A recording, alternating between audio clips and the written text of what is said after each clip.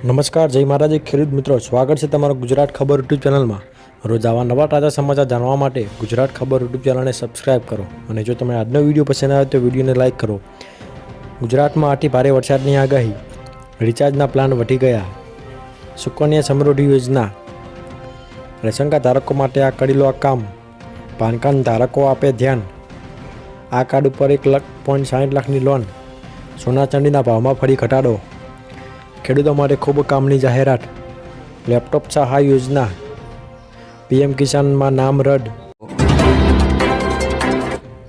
અતિ ભારે વરસાદની આગાહી, હવામાન વિભાગે રાજ્યમાં ભારેથી અતિ ભારે વરસાદની આગાહી કરી છે। દક્ષિણ ગુજરાતમાં સાયક્લોન સર્ક્યુલેશન સિસ્ટમ સક્રિય બનતા ભારે વરસાદની આગાહી કરવામાં આવી છે। આજે 29 નવસારી, વલસાડ, દાદરા નગર હવેલીમાં ભારે વરસાદની સંભાવના છે, જ્યારે 30 જૂને ગાંધીનગર, અમદાવાદ, આણંદ, નવસારી અને ખેડા, વલસાડ, દમણ અને દાદરા નગર હવેલીમાં ભારે વરસાદની આગાહી કરાઈ છે।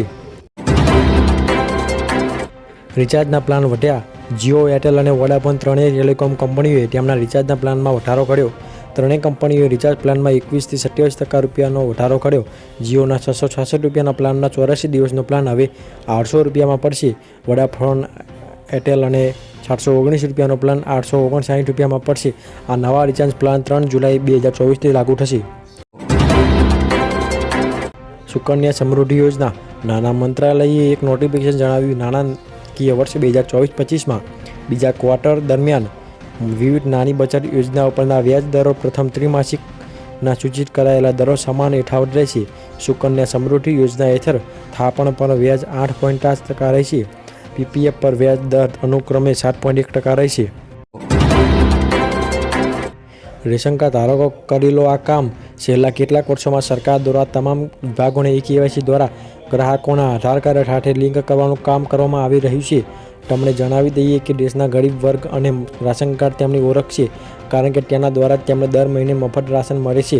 પરંતુ તમને જણાવી દઈએ કે સરકારે હવે સ્પષ્ટ કરી દીધું છે કે જે લોકોએ હજુ સુધી પોતાનું રેશન કાર્ડ આધાર કાર્ડ સાથે લિંક નથી કરાવ્યું, તેમનું રેશન હવે બંધ કરી દેવામાં આવશે। એટલે કે ત્યાં તમામ લોકોને હવે મફતમાં રેશન કાર્ડ આપવામાં આવશે નહીં। જેથી જે મિત્રોએ રેશન કાર્ડને આધાર કાર્ડ સાથે લિંક કરવાનું બાકી હોય તે વહેલી તકે કાર્ય કરી શકે છે।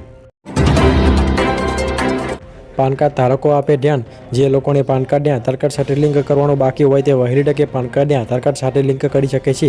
જ્યારે કેન્દ્ર સરકારના જણાવ્યા અનુસાર દેશમાં 70 કરોડ પાન કાર્ડ ધારકો છે, જેમાંથી 10 કરોડ લોકોએ પાન કાર્ડને આધાર કાર્ડ સાથે લિંક કરી નથી। પણ જો આધાર અને પાન કાર્ડ લિંક નહીં હોય તો તમે મોટી રકમના વ્યવહારો બેંક દ્વારા કરી શકશો નહીં, સરકારી યોજનાઓના લાભ પણ મેળવી શકશો નહીં, તેમજ ટેક્સ વિભાગ દ્વારા કોઈ રિફંડ આપવામાં આવશે નહીં। જો કે લાંબા સમયથી પાન અને આધાર કાર્ડ લિંક હશે તો ગભરાશો નહીં। આ કાર્ડ ઉપર 1.60 લાખ રૂપિયાની લોન, ભારત સરકાર દ્વારા ખેડૂતોના હિતમાં ચલાવવામાં આવતી કિસાન ક્રેડિટ કાર્ડ યોજના હેઠળ ખેડૂતોને 1,60,000 રૂપિયાની લોન, કૃષિ લોન આપવામાં આવે છે। કિસાન ક્રેડિટ કાર્ડનો સૌથી મોટો ફાયદો એ છે કે CC લોનની સાથે ખેડૂતો તેમના પાકનો વીમો પણ મેળવી શકે છે। આ યોજનાનું વિસ્તરણ કરતી હવે પશુપાલકો અને મત્સ્યપાલન કરનારા ખેડૂતોને પણ વ્યાજબી દરે લોન ઉપલબ્ધ કરવામાં આવશે। હવે તાજેતરમાં ભારત સરકારે ખેડૂતોને 3 લાખ સુધીના ટૂંકા ગાળાની લોન પર વાર્ષિક 0.5% રિબેટ આપવાનો નિર્ણય કર્યો છે। તેનાથી ખેડૂતોને માટે મોટા આર્થિક સંકટમાંથી બચાવી શકાશે। સોના ચાંદીના ભાવમાં ફરી ઘટાડો થયો, સોના ચાંદીની ખરીદી કરનારાઓ માટે સરફળા બજારમાં સારા સમાચાર છે।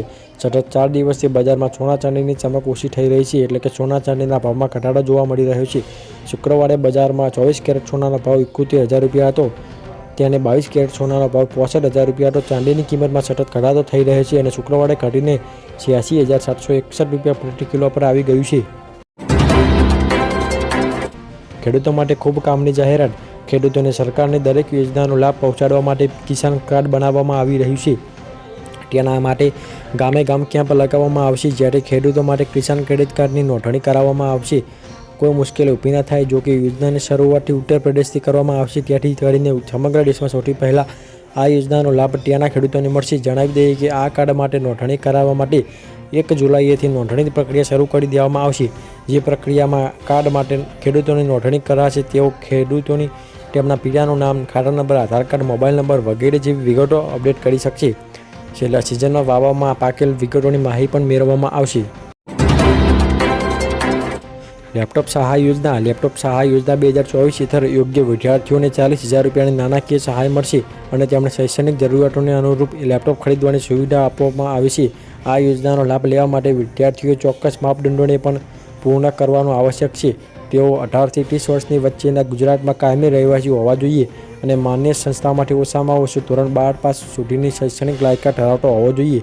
અરજદારોએ આધાર કાર્ડ, ઓળખનો પુરાવો, રહેઠાણનો પુરાવો, પાન કાર્ડ, મતદાર આઈડી, જાતિ પ્રમાણપત્ર, ઉંમરનો પુરાવો, આવકનું પ્રમાણપત્ર વગેરે વિગતો, પાસપોર્ટ સાઇઝનો ફોટો અને માન્ય મોબાઈલ નંબર સહિતના દસ્તાવેજો તૈયાર કરજો. પીએમ કિસાન નામ રદ. રાજ્યના 2.62 લાખ ખેડૂતોને સહાય આપવાની યાદીમાંથી નામ રદ કરવામાં આવી ગયા છે. જેમાં કેટલાક ખેડૂતોના ઇન્કમ ટેક્સ રિટર્ન ભરતા હોવા છતાં લાભ લેતા હતા, તો કેટલાક ખેડૂત તરીકે પતિ પત્ની બંને સહાય મેળવતા હતા. જે ઉપરાંત તમામ ખેડૂતોને પેન્શન મળતું હોવા છતાં યોજનાનો હપ્તો મેળવતા હતા.